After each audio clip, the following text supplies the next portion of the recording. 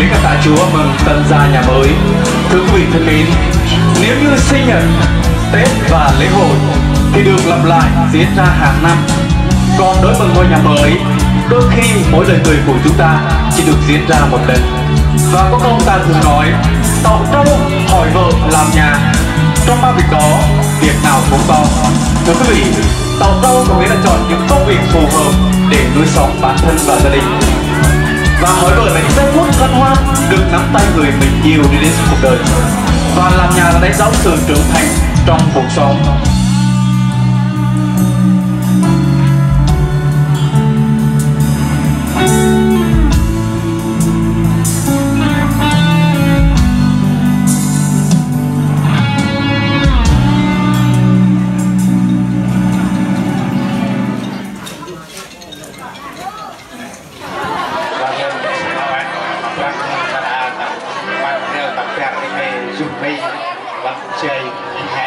Tầng ra tầng này sức về nhà.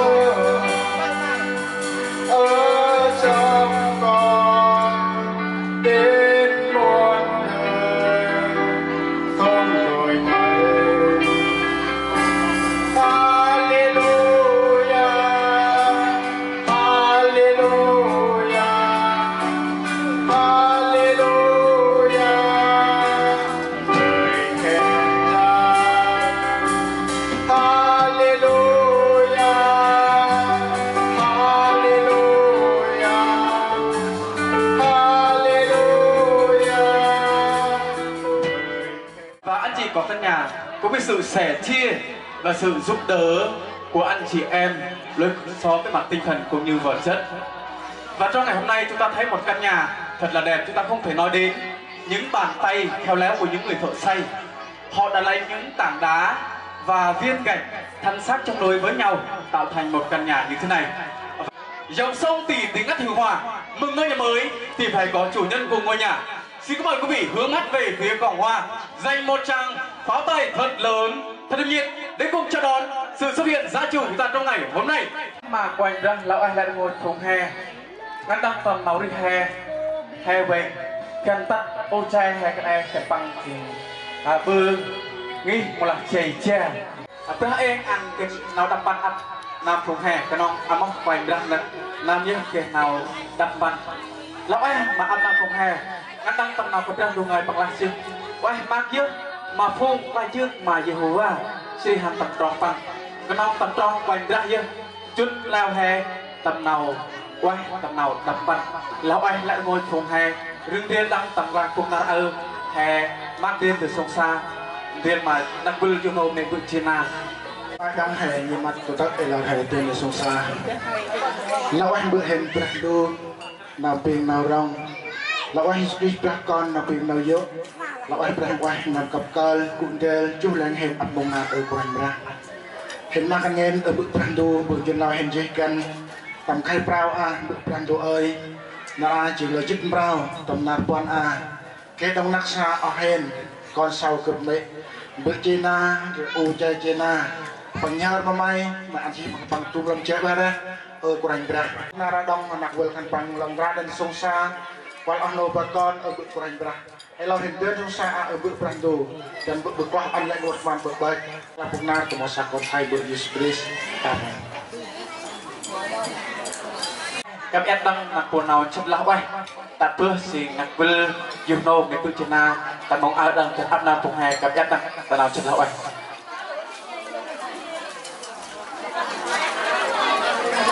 cực tiền lo đông tuần là chỉ mặc riêng song xa tuần lập chơi hình tuần xem hè cực tiền đông lo đông tuần coi như coi tết bà ngày bà tết ở buổi so là ở hình thức mấy bữa tuần đông tết ngày nó chỉ mà rừng mà hình tràn riêng mà tuần lập xem hè mà nghe đông mà mong na mà hình mong kia là bạn đó ông cứ không tin nào là bạn đông lẽ đi ăn rừng rang là cái sao nên không mà hen ra thì tức mà tiền là bạn rồi đi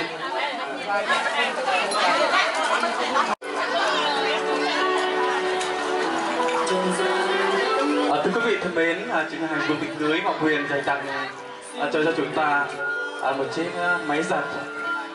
Cảm ơn những món quà thật ý nghĩa mà chúng ta dịch vụ tiệc cưới Ngọc Huyền dành tặng cho gia chủ chúng ta trong ngày hôm nay. Chúc cho dịch vụ tiệc cưới Ngọc Huyền ngày càng thành công trong công việc cũng như trong cuộc sống, và chúc cho gia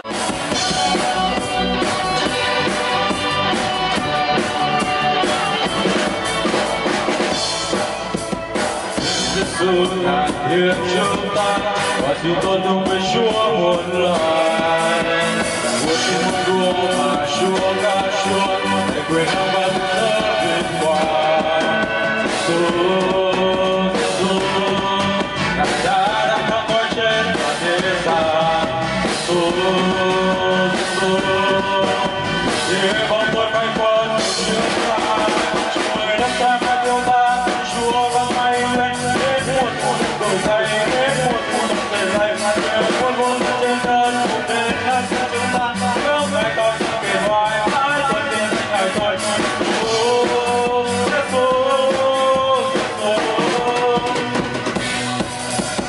Dâng lên Giêsu ngàn tiếng chúng ta, mọi sự tôn thờ với Chúa muôn loài. Vua trên muôn vua và Chúa ca Chúa để quyền năng và sự thơ vinh quang. Giêsu, Ngài đã thắng cõi trên và thế gian. Giêsu,